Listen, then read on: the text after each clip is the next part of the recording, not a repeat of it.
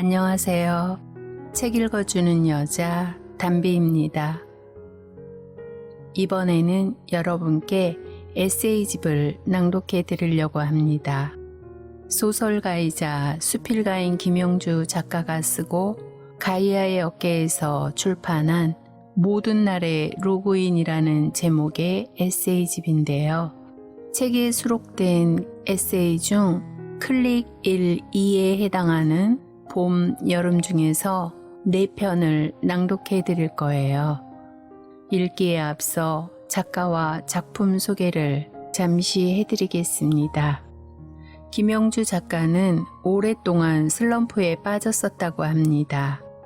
김영주 작가는 정신적 에너지가 모두 소진되어 작가로서의 생명이 끝날지도 모를 위기에 처했을 때 우연한 계기로 숲을 산책하고 여행을 다니고 책과 영화를 통해서 스스로를 다독이고 자신을 새롭게 세워가는 수많은 노력과 도전을 하였다고 합니다. 그래서인지 모든 날의 로그인 에세이집을 읽고 있다 보면 무언지 모를 치유의 마음이 독자인 저에게까지 전달되었습니다. 때로는 울컥하고 때로는 감동적이고 때로는 긴장감도 살짝 있는 에세이입니다. 어른을 위한 동화처럼 읽히기도 하고 잔잔한 감동이 있는 모든 날의 로그인 작품 속으로 함께 들어가 보겠습니다. 제목, 그날 소녀가 가려던 끝은. 미세먼지를 걷어낸 하늘이 오랜만에 맑고 깨끗한 날이었다. 강변의 아파트가 수면에 비쳐서 완벽한 데칼코마니를 이루고 있었다. 언뜻 보면 가라앉았던 수중 도시가 수면 위로 떠오른 것 같기도 했다. 소녀는 그날 그렇게 비현실적이고 몽환적인 풍경 앞에 서 있었다. 초등학교 3학년쯤 되었을까? 말괄량이 삐삐처럼 코끝이 살짝 들린 천진한 얼굴에 팔다리가 유난히 가는 소녀였다. 소녀는 나무 의자가 몇 개 놓여있는 작은 쉼터에 자전거를 세워놓고 주위를 두리번거리고 있었다. 먼 발치에서 본 소녀의 표정은 몹시 불안해 보였다. 하지만 그날따라 쉼터에 사람들이 많았기 때문에 그 일행일 거라고 대수롭지 않게 생각했다. 그런데 무심코 그 앞을 지나는 나를 소녀가 불러 세웠다. 저 지금 시간이 몇 시예요? 몹시 여리고 떨리는 목소리였다. 나는 핸드폰을 꺼내서 시간을 확인하고 알려주었다. 그러자 소녀는 갑자기 울먹이면서 다시 이렇게 물었다. 그런데 끝이 어디예요? 뭐? 끝? 네, 끝이요. 소녀의 질문에 순간적으로 말문이 막혔다. 끝이라니. 실로 막연하고도 모호한 질문이 아닐 수 없었다.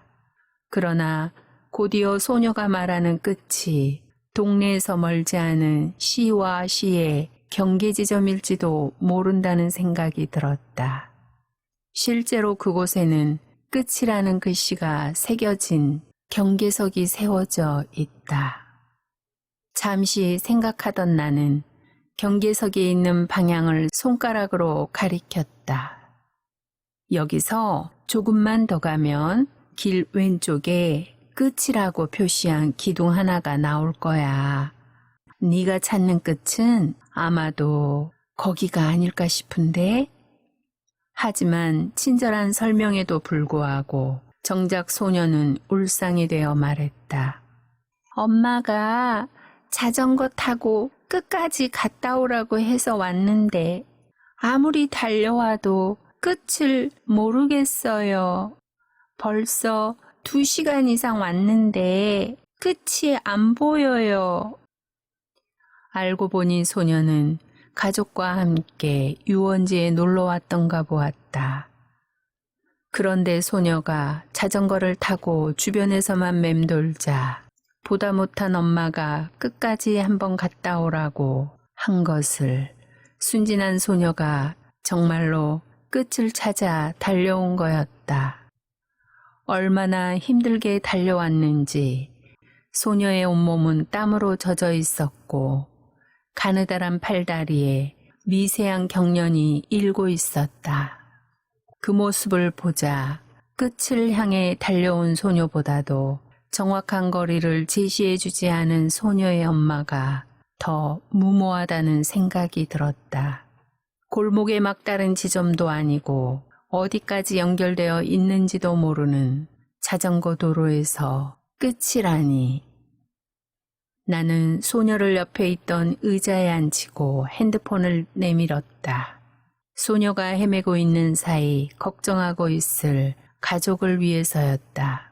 마침내 제 엄마와 통화가 된 소녀는 참았던 울음을 터뜨렸다. 그러고는 아무리 생각해도 억울했는지 왜 끝까지 갔다 오라고 했냐며 역정을 냈다. 소녀의 엄마는 정확히 1시간 후에 찾아왔다. 끝을 찾아 무작정 나섰던 소녀는 엄마와 함께 자전거를 타고 오던 길로 되돌아갔다. 나는 사람들 사이를 헤집고 나비처럼 팔랑팔랑 사라지는 소녀를 향해 손을 흔들었다. 국어사전에서의 끝은 시간, 공간, 사물 따위에서 마지막 한계가 되는 곳, 긴 물건에서 가느다란 쪽의 맨 마지막 부분, 순서의 마지막이라고 되어 있다. 하지만 명확하면서도 모호한 것이 끝이다. 세상에는 명확하게 판단할 수 있는 것과 그렇지 않은 것들이 혼재하기 때문이다. 누군가는 진정한 쓸쓸함을 느끼고 싶을 때 세상의 끝인 우수아이아에 가보라고 권한다. 바람의 땅인 파타고니아의 맨 끝에 있는 우수아이아에 가서 자기 안에 모든 것을 내려놓고 있노라면 그 어느 곳에서도 체험하지 못한 허무감이 느껴진다는 것이다.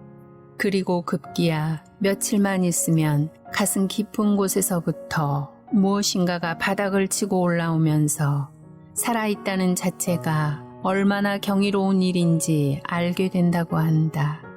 그래서일까? 끝이란 단어는 시작이란 단어보다 친숙하다. 사람들은 우리 한번 시작해볼까가 아니라 우리 한번 끝장을 볼까? 라는 말을 더 많이 하고 끝을 향해 전력 질주를 하기도 한다. 흡사, 인생살이가 끝을 보기 위함이 아닐까 하는 생각이 들 정도다. 일의 끝, 욕망의 끝, 사랑의 끝, 실패의 끝, 인생의 끝, 그 어떤 수식어가 붙더라도 끝은 또 다른 시작의 역설일 수밖에 없다. 사람들은 끝에 이르러 비로소 돌아갈 길을 알기 때문이다. 세상을 아직 더 많이 살아야 할 소녀에게 끝이란 것은 연필의 끝부분처럼 눈으로 확인될 수 있는 의미였을 것이다. 그래서 자신 있게 자전거를 타고 끝을 찾아 내달렸을 것이다. 아마도 소녀는 그날 일을 계기로 어렴풋하게 느꼈을지도 모르겠다. 세상 사는 일은 그처럼 시작과 끝을 수없이 경험하는 일이라는 것을.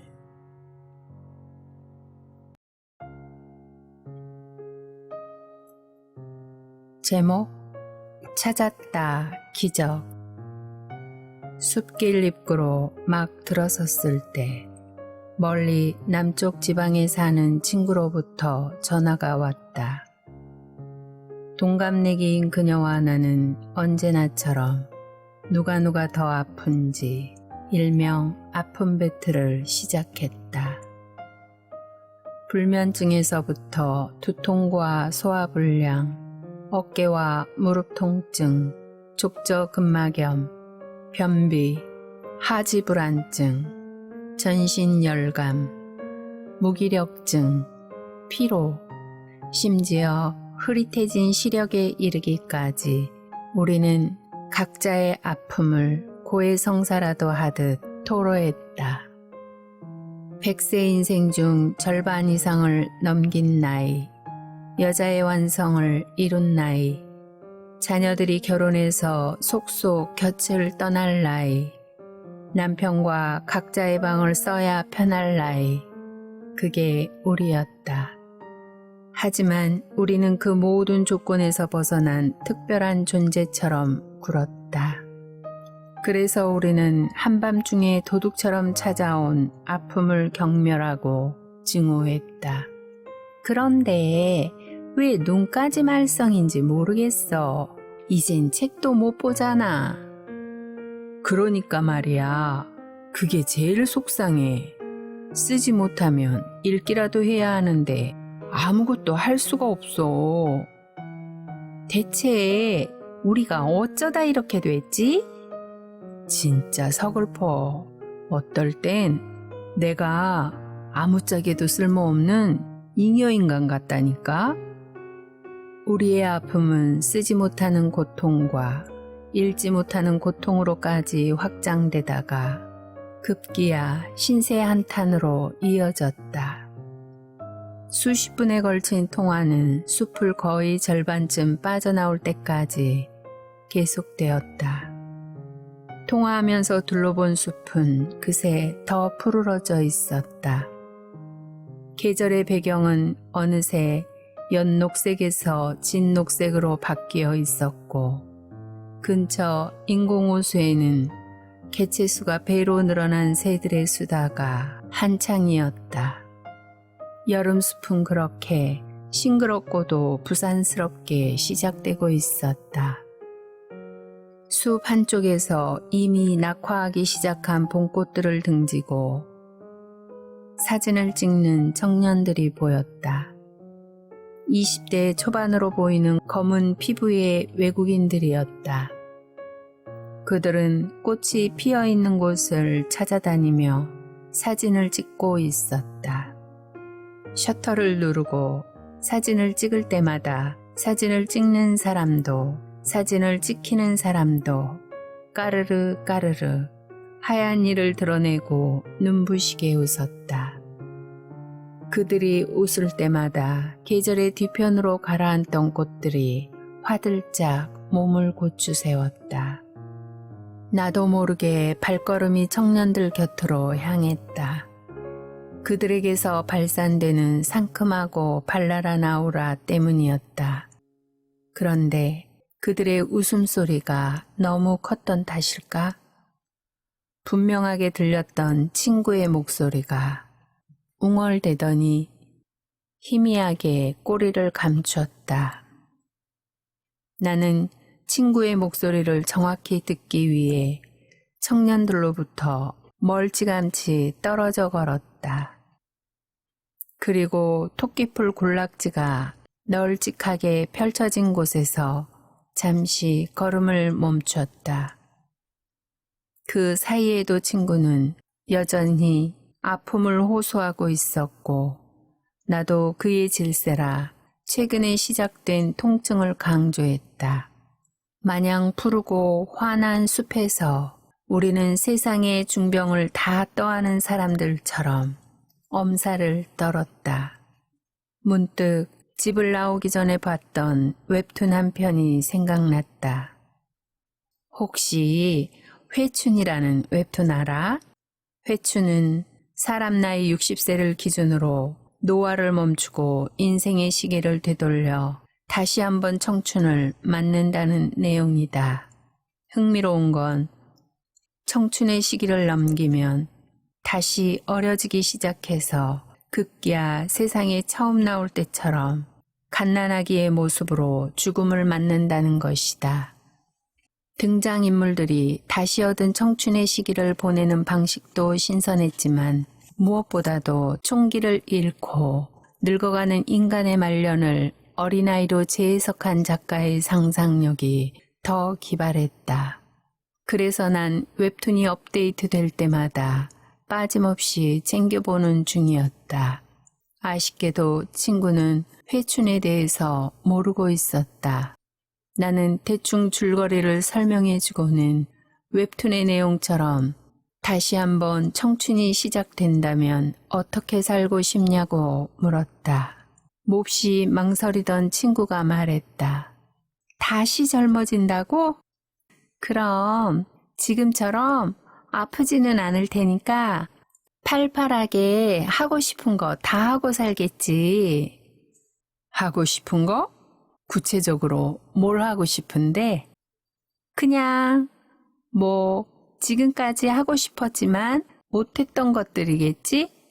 갑작스러운 질문인데다가 청춘으로 되돌아간다는 설정이 너무 억지스러웠던 걸까? 친구의 대답은 막연하기만 했다. 나는 그런 그녀에게 더는 묻지 않았다. 아프지 않을 거란 전제하에 가상의 희망조차도 조심스럽게 말하는 심정을 내가 더 잘 알기 때문이었다. 6잎 클로버가 눈에 띈 것은 바로 그때였다. 온통 새잎 클로버가 뒤덮인 풀밭에서 보란듯이 불쑥 솟은 6잎 클로버를 보자마자 나는 속으로 탄성을 질렀다. 찾았다, 기적. 4잎이나 5잎 클로버는 흔하게 봤지만 기적이란 꽃말에 6잎 클로버는 처음이었다. 난 조심스럽게 6잎 클로버를 꺾어 들고는 다시 한번 잎의 수를 세어보았다. 분명히 6이었다. 세상에, 기적이라니. 친구도 알고 나도 알고 있었다. 이제 우리는 젊지 않다는 것을, 앞으로 아프지 않은 날보다 아픈 날이 더 많아질 거라는 것을, 우리의 아픔은 자연스러운 노화의 한 과정이고 푸념처럼 서로의 아픔에 대해 늘어놓는 건 같은 시간대를 공유한 우리가 서로에게 해줄 수 있는 위로의 한 방법이라는 것을. 6잎 클로버를 들고 집으로 돌아오는 길에도 친구와의 통화는 계속되었다. 하지만 적어도 기적이 내 손에 있는 한 더는 부정적인 말을 쏟아내기 싫었다. 나는 내 아픔에 대해서 함구하기로 했다. 내가 아픔에 대해서 입을 닫자 친구의 아픔도 거짓말처럼 멈췄다. 정말로 그랬다. 대신 우리는 약속이라도 한 듯 어떤 대상에 대해 존경과 응원의 메시지를 쏟아내기 시작했다. 그 대상은 아픔의 시기를 견디며 기품 있게 늙어가는 세상의 모든 꽃노년이었다.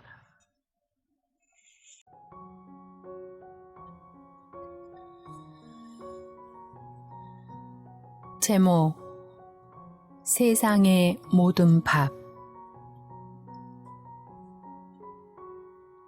때이른 더위에 거리가 온통 복사열로 이글거리던 날이었다. 연일 40도에 육박하는 환장한 날씨 탓에 거리는 한산했다. 다들 어딘가 꼭꼭 숨어서 더위를 피하고 있는 모양이었다. 그런 날 거리를 활보하는 사람은 딱 2 종류일 터였다. 피치 못할 사정이 있거나 정신이 무단 외출을 한 사람. 나 역시 어쩔 수 없는 약속만 아니었다면 집안에 틀어박혀 한 발자국도 밖으로 나오지 않았을 시간이었다. 다행히 내가 탄 좌석 버스는 냉방이 잘 되어 있었다. 팔에 소름이 돋을 만큼 시원한 곳에 있으니 생각도 긍정적으로 변하는 것 같았다. 버스를 타기 전까지만 해도 이런 날 약속을 잡은 사람이 원망스럽더니 슬며시 용서되었다. 할 수만 있다면 올여름 무더위가 완전히 사그라질 때까지 버스 안에서 숙식을 해결하고 싶은 심정이었다. 날씨 탓인지 평소대로라면 늘 차량으로 막히던 구간이 신기하리만큼 뚫려 있었다. 나는 초가을처럼 쾌적한 버스 안에서 엿가락처럼 늘어진 도로를 물끄러미 바라보았다. 얼마나 기온이 높은지 도로 위를 달리는 차량들의 바퀴가 뿜어내는 열기가 아지랑이처럼 피어올랐다. 그 열기가 얼굴에 닿을 것만 같아서 저절로 고개가 돌려졌다. 마침 신호가 바뀌면서 택시 한 대와 1톤 트럭 한 대, 철가방을 실은 오토바이 한 대가 건널목 앞에 멈춰 섰다. 승객이 없는 빈 택시와 달리 1톤 트럭의 짐칸에는 굵은 녹군 뭉치와 삽, 곡괭이, 빈 양철통이 가득 실려 있었다. 트럭의 앞 좌석에는 40대 후반에서 50대 초반으로 보이는 남녀가 타고 있었는데 부부로 보이는 그들은 함께 노동을 끝낸 후 어디론가 이동 중인 듯했다. 얼핏 조수석에 앉은 여자의 손이 무릎 위에서 바쁘게 움직였다. 여자의 움직임을 유심히 살펴보았다. 여자는 플라스틱 그릇에 담긴 밥에 각 나물류를 넣어 비빔밥을 만들고 있었다. 남자가 신호등이 바뀌기를 기다리는 동안 여자는 부지런히 밥을 비볐다. 마침내 여자가 잘 비빈 밥 한 수저를 크게 떠서 운전석에 앉은 남자의 입에 넣어주었다. 남자는 운전석에 앉은 채 여자가 떠먹여주는 밥을 우걱우걱 씹어 삼켰다. 여자는 그런 남자를 가만히 쳐다보다가 또 한 수저를 듬뿍 떠서 입에 넣어주었다. 한 수저, 또 한 수저. 마치 어미새가 새끼에게 먹이를 물어다 주는 것처럼 그들의 행위는 정지 신호가 끝날 때까지 계속됐다. 아마도 그들은 일하느라 밥대를 놓쳤거나 다음 장소로 이동하는 동안 시간을 아끼기 위해 차 안에서 급하게 식사를 해결하는 것 같았다. 구스타브 쿠르베의 그림 중에 돌 깨는 사람들이란 작품이 있다. 전체적으로 암울한 색채를 배경으로 한 그림 속에는 소년과 노인이 등장한다. 그들은 도로 포장 공사를 위해 돌을 깨고 있다. 노인이 망치로 큰 돌을 깨서 자갈로 만들면 소년이 곡괭이로 그 돌들을 모아 그릇에 담아 나른다. 소년이 입고 있는 셔츠는 등이 훤히 보일 정도로 찢어져 있고 노인이 입고 있는 조끼도 형편없이 낡아 있다. 바지와 양말, 신발도 마찬가지다. 그들의 옷과 신발은 거의 넝마 조각이나 다름없다. 그런 그들 옆에는 찌그러진 냄비와 수저가 놓여 있다. 일하다가 배가 고프면 먼지 투성이인 길가에 아무렇게나 주저앉아 식사를 해결한 듯하다. 인물과 배경은 다르지만 트럭 안의 남녀가 연출하는 분위기도 왠지 돌 깨는 사람들과 닮아 있었다. 쿠르베가 소년과 노인을 통해 고단한 인생의 여정을 표현한 것처럼 살가죽이 벗겨질 듯 뜨거운 날, 좁은 트럭 안에서 벼락치기 식사를 하는 남녀의 삶 또한 그에 못지않게 치열해 보였다. 트럭 안의 남녀는 분명 시간을 분 단위로 쪼개서 쓸 정도로 바쁜 사람들일 거였다. 신호가 바뀌자마자 제일 먼저 트럭이 출발한 것만 봐도 알 수 있었다. 트럭은 누가 뒷쫓기라도 하는 것처럼 황급히 달아났다. 그리고 마치 정해진 순서처럼 트럭의 뒤를 이어 철가방을 실은 오토바이가 따라갔다. 내가 탄 좌석 버스와 택시는 그보다 한 박자 늦게 나란히 그 뒤를 따랐다. 트럭이 사라지는 것을 보면서 노동 후에 먹는 밥에 대해서 생각했다. 지하 수백 미터 갱도에서 광부들이 먹는 밥, 공사판 노동자들이 현장 식당에서 먹는 밥, 농부가 논두렁에 대충 앉아서 먹는 밥, 시장 상인들이 좌판 뒤에 쪼그려 앉아 급히 먹는 밥. 따지고 보면 세상의 모든 삶은 먹기 위해서 존재하는 것 같다. 아무리 잘난 사람도 결국은 먹기 위해 산다. 다 먹고 살자고 공부하고 노래도 하고 춤도 추고 글도 쓰는 것이다. 그렇다면 상류층이 먹는 밥이나 하류층이 먹는 밥이나 밥은 다 똑같은 밥일 것이다. 트럭 안에 남녀가 먹은 밥 또한 그럴 거였다. 그런데 그 숭고한 밥을 떠올리면서 왜 자꾸 가슴이 먹먹해지는지 모르겠다.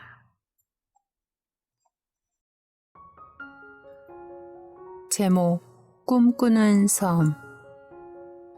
꿈꾸는 섬은 서해안에 있는 작은 섬의 별명이자 이웃집 Y의 고향이다.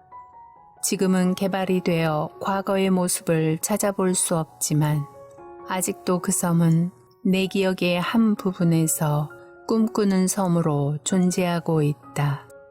내가 그 섬을 꿈꾸는 섬으로 명명한 것은 섬의 자연적 환경과 그곳에 사는 사람들의 순수함에 매료되어서였다. Y의 말에 의하면 섬 주민들은 모두가 한 가족처럼 지내고 누군가 어려운 일이 있으면 자기 일처럼 도우며 산다고 했다. 눈만 뜨면 끔찍한 사건 사고와 철저한 이기주의로 치닫는 현실에서 그 같은 이야기는 마치 꿈처럼 들렸다. 마을 중간에 솟아있는 동산에서 싱아나 산딸기를 따먹고 갯벌을 운동장 삼아 자랐다는 Y의 이야기는 환상적이었다. 이렇게 혼탁한 세상에 그런 곳이 존재한다는 사실이 도저히 믿기지 않았다. 갯벌에 나가기만 하면 바위에 다닥다닥 붙은 굴을 직접 따서 먹을 수도 있고 낙지나 게도 마음대로 잡을 수 있고 채소는 씻지 않고 먹어도 될 만큼 깨끗하다는 섬의 존재를 내 눈으로 꼭 확인하고 싶었다. 벼르고 벼르던 나는 가족들과 일정을 맞춰 섬을 찾았다. 그런데 마을이 한적해도 너무 한적했다. 하필이면 우리가 간 날이 일요일이어서 마을 사람 대부분이 교회에 갔기 때문이었다. 그걸 증명이라도 하듯 하나뿐인 파란색 뾰족 지붕 교회에서 사람들이 부르는 찬송가가 선착장까지 들려왔다. 우리는 하룻밤 숙박을 위해 마을 입구에 차를 세우고 Y에게 소개받은 집을 찾았다. 하지만 문패만 보고는 쉽게 그 집을 찾을 수가 없었다. 결국 텃밭에서 팔을 뽑던 노인에게 물어보았다.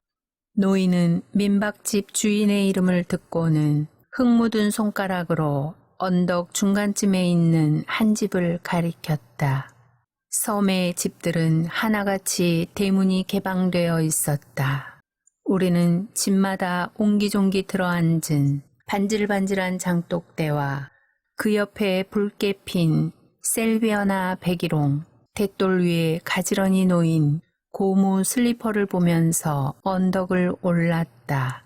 민박집을 찾아가는 동안 간혹 어떤 집 대문 옆에는 개가 묶여있기도 했지만 지저대기는커녕 의심 없는 눈빛으로 바라만 볼 뿐이었다. Y의 말에 의하면 그곳 사람들은 밥 시간이 되면 모르는 사람이 지나가도 기어이 불러서 밥을 먹이고 물이나 커피는 아무 집이나 들어가서 달라고 해도 그냥 준다고 했다. 밥 시간이 아니라 그 말을 직접 확인할 수는 없었지만 어쩐지 그 말이 사실일 거라는 생각이 들었다. 섬 사람들은 벼농사를 짓기도 했지만 주로 포도 농사로 생업을 잇고 있었다. 적당한 해풍 덕분에 그곳의 포도는 다른 곳보다 더 달고 수확량도 많다고 했다. 나는 Y 덕분에 그곳의 포도가 얼마나 달고 싱싱한지 이미 알고 있었다. 해마다 포도철이 되면 Y는 친정에서 보내온 포도를 바구니가 넘치도록 담아주곤 했었다. 민박집을 찾은 우리는 짐을 풀고 곧장 바다로 달려나갔다. 마을에서 5분 정도 걸어나가자 갯벌이 나오고 조금 더 떨어진 곳에는 꿈꾸는 섬보다 더 작은 섬이 하나 있었다. 마을 사람들은 그 섬을 꽃섬이라고 불렀다. 마치 사이좋은 형제나 자매처럼 보이는 두 섬을 작고 오래된 다리가 이어주고 있었다. 섬에서 물고기가 가장 많은 곳이 바로 그 다리 아래라고 했다. 그래서인지 몇몇 사람들이 다리 위에서 낚싯대를 들이우고 있었다. 우리도 낚시할 어른들은 다리 위로 올라가고 아이들은 얕게 고인 바닷물 속에서 망둥이 새끼를 잡고 놀았다. 바닷속은 유리알처럼 투명해서 물고기들이 바위 틈에 숨는 것까지 보였다. 그런데 해가 지면서 놀라운 광경이 펼쳐졌다. 조금 전까지만 해도 두 섬을 연결했던 다리가 서서히 바닷속으로 사라지는 장면이었다. 마치 모세의 기적처럼 다리가 있던 곳에는 금세 바닷물이 출렁거렸다. 몇 년 전만 해도 그곳에는 고기가 너무 많아서 조용한 밤이면 물 위로 뛰어오르는 물고기 소리가 찰박찰박 들릴 정도였다고 한다. 덕분에 마을 사람들은 냉장고에서 두부나 김치를 꺼내듯 물고기가 필요할 때마다 바다에 나가서 한두 마리씩 잡아오곤 했다는 것이다. 섬에서 하룻밤을 자고 떠나던 날, 배에 올라서 바라본 섬은 앙증맞은 미니어처 같았다. 하지만 다시는 그림 같은 그 섬을 볼 수 없다는 생각에 마음이 착잡했다. 근처에 국제공항이 생기면서 주변에 크고 작은 섬들을 개발하여 관광지화 한다는 말을 들었기 때문이었다. 10수년이 지난 지금 그 섬에는 모텔과 펜션이 들어섰고 TV 드라마를 촬영했던 세트장과 조각 공원이 생겼다.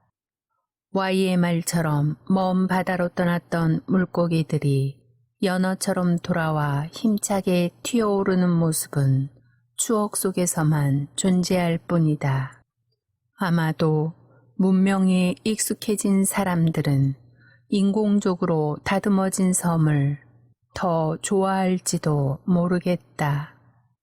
편리시설이 없는 원시 상태의 섬보다는 도시 일부로 착각할 만큼 문명화된 섬에서의 생활이 훨씬 더 편하기 때문이다. Y가 어렸을 때는 학교가 있는 섬까지 연결된 다리가 없어서 배를 타고 다녔다고 한다. 비가 오거나 바람이 불어서 등교하지 못한 날도 있었지만 Y에게 있어서 가장 그리운 추억은 바로 그때라고 했다. Y는 개발이라는 말만 들어도 얼굴이 빨개질 정도로 흥분한다.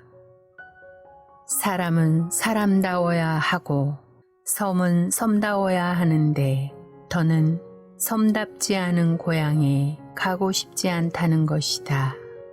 그런 Y를 볼 때마다 고향을 북에 두고 온 실향민 같다는 생각이 들곤 한다. 가끔 그곳에서 먹었던 짜장면이 생각날 때가 있다. 섬에서 돌아오던 날 우리는 Y가 소개해준 식당을 찾았다. 재미있게도 간판조차 세상에서 가장 맛있는 짜장면을 파는 식당인 그곳은 슈퍼마켓을 겸하고 있어서 식당이라고 부르기엔 모호한 곳이었다.